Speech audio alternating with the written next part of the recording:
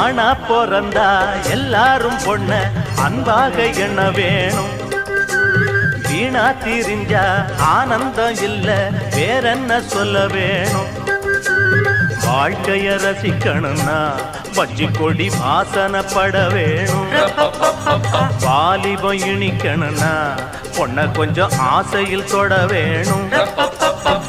கண்ணிய தேடுங்க கற்பனை வரும். கண்டது 1000 காவியம் வரும்.